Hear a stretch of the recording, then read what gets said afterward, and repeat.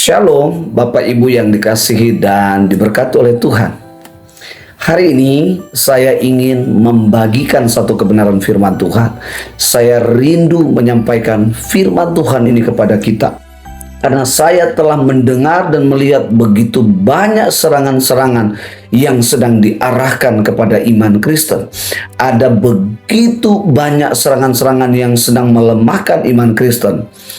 Dan keadaan yang kita hadapi ini seperti juga dialami oleh jemaat-jemaat Tuhan yang ada di Kolose. Itu sebabnya Paulus mengingatkan kepada jemaat-jemaat di Kolose agar mereka tetap setia, agar mereka tetap di dalam Kristus, agar mereka taat dalam Kristus, agar mereka tetap berpegang kepada Kristus sampai akhir hayat hidup mereka. Dan ini adalah satu ayat firman Tuhan yang sangat tegas mengingatkan kepada jemaat-jemaat yang ada di Kolose. Sebetulnya Bapak Ibu, kita akan membaca secara keseluruhan di dalam Kolose pasal 2 ayat 6 sampai pada ayat yang ke-15. Tetapi yang menjadi penekanan dalam pembacaan ini adalah ayat 8. Hati-hatilah supaya jangan ada yang menawan kamu dengan filsafat yang kosong dan palsu menurut ajaran turun-temurun dan roh-roh dunia, tetapi tidak menurut Kristus. Bapak Ibu, ini jelas sekali Paulus menyampaikan kepada jemaat yang ada di Kolose bahwa serangan-serangan yang sedang diarahkan kepada iman Kristen, diarahkan pada setiap pribadi-pribadi orang Kristen. Entah itu saudara adalah hamba Tuhan, entah saudara adalah seorang penatua, seorang majelis, entah saudara seorang bisnismen, seorang jemaat biasa.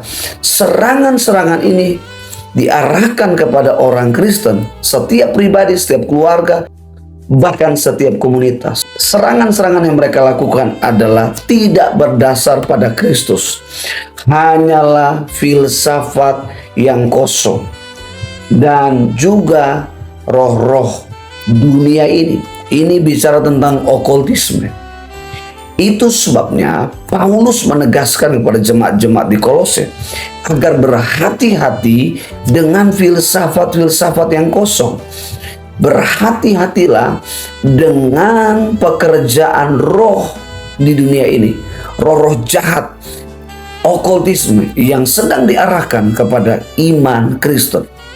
Nah, bagaimana supaya orang-orang percaya, bagaimana supaya kita sebagai orang-orang yang beriman di dalam Kristus tidak akan digoyahkan oleh filsafat yang kosong dari dunia ini. Kita tidak akan digoyahkan oleh roh-roh jahat di dunia ini. Di dalam ayat 9 sampai pada ayat yang ke-15, Paulus mengajak orang-orang Kristen, orang-orang yang ada di Kolose, agar mengalami yang namanya kepenuhan Allah di dalam Kristus. Nah, apa itu kepenuhan Allah? Di dalam bahasa Yunani-nya itu adalah pleroma, yang artinya adalah totalitas kekuatan keilahian Allah yang ada di dalam kemanusiaan Kristus. Ayat 9 sampai pada ayat yang ke-15. Bapak Ibu, dengarkan firman Tuhan ini, saya bacakan. Sebab di dalam Dia berdiam secara jasmania seluruh kepenuhan kealahan, dan kamu telah dipenuhi di dalam Dia. Dialah kepala semua pemerintah dan penguasa. Dalam Dia kamu telah disunat, bukan dengan sunat yang dilakukan oleh manusia, tetapi dengan sunat Kristus yang terdiri dari penanggalan akan tubuh yang berdosa. Karena dengan Dia kamu dikuburkan dalam baptisan, dan di dalam Dia kamu turut dibangkitkan juga oleh kepercayaanmu kepada kerja kuasa Allah yang telah membangkitkan Dia dari antara orang mati.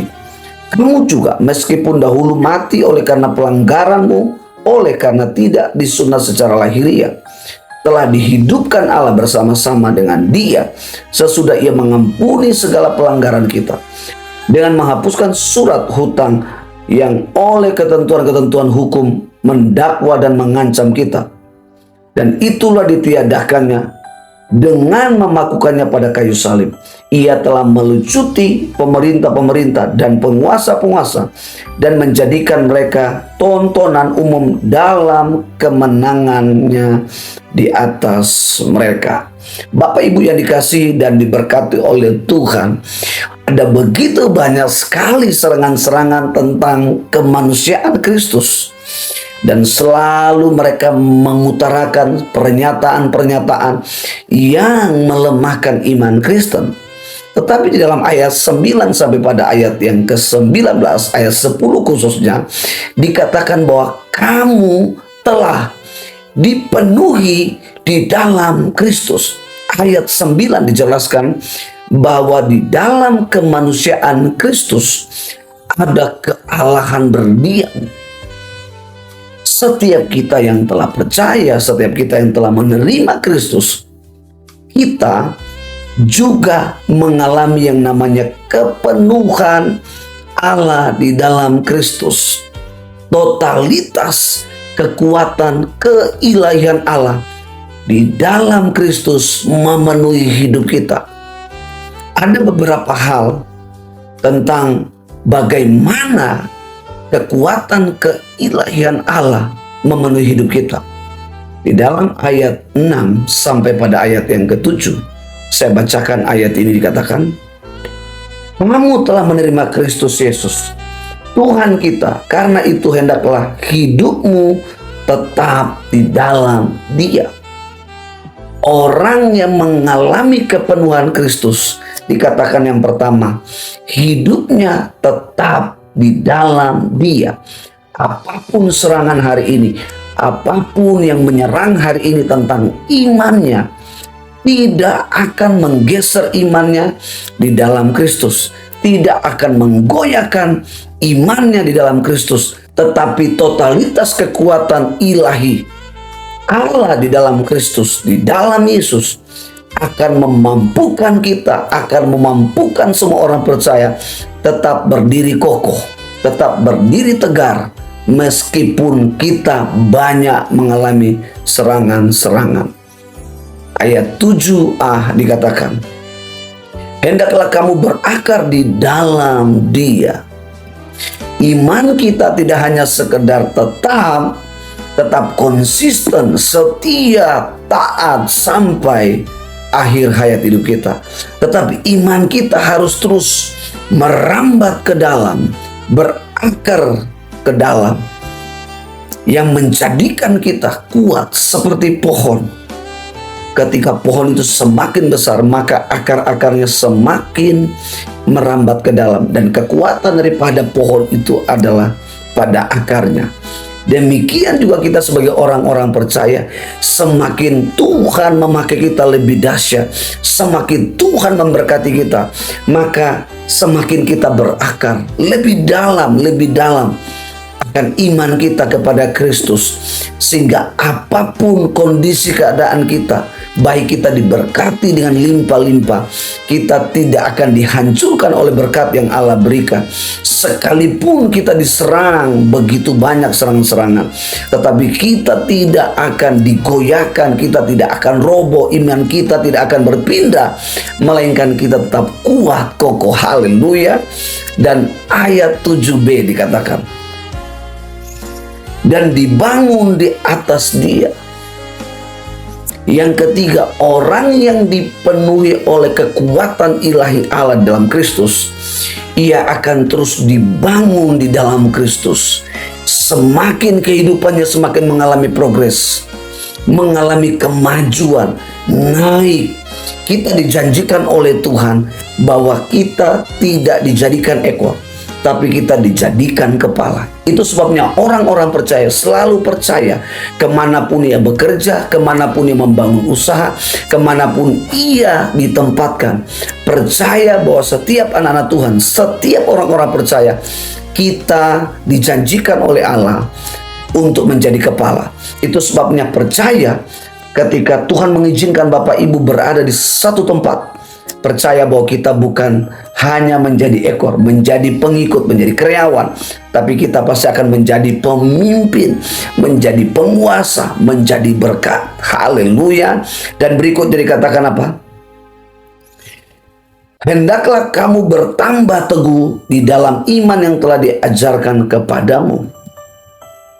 Iman kita di dalam Kristus semakin teguh, bukan semakin goyah, tetapi semakin kuat. Pelayanan kita semakin giat, beribadah kita semakin giat. Itulah ciri-ciri orang yang mengalami kepenuhan Allah di dalam Kristus. Dan yang terakhir dikatakan, dan hendaklah hatimu melimpah dengan syukur. Orang yang mengalami kepenuhan kealahan di dalam Kristus oleh kekuatan totalitas ilahinya Allah, ia akan dipenuhi sehingga hidupnya penuh dengan ucapan syukur kepada Allah. Hari ini kita bangun, kita selalu percaya bahwa hari ini adalah hari yang dijadikan Allah untuk setiap kita. Dan setiap hari yang Allah jadikan adalah hari berkat untuk kita. Meskipun nanti kita melewati, mungkin tidak terjadi seperti yang kita yakini, tetapi percayalah bahwa iman kita tidak melihat apa yang terjadi hari ini, tetapi apa yang terjadi pada besok hari.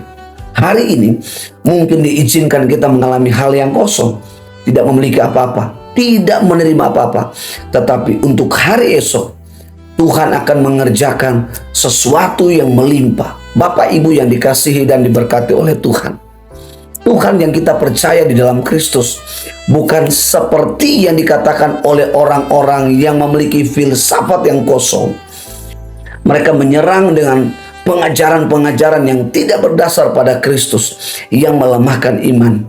Tetapi kalau ketika hidup kita mengalami kepenuhan Kristus, maka kita tidak akan digoyahkan, digeserkan oleh setiap serangan-serangan yang hampa, setiap serangan-serangan yang kosong.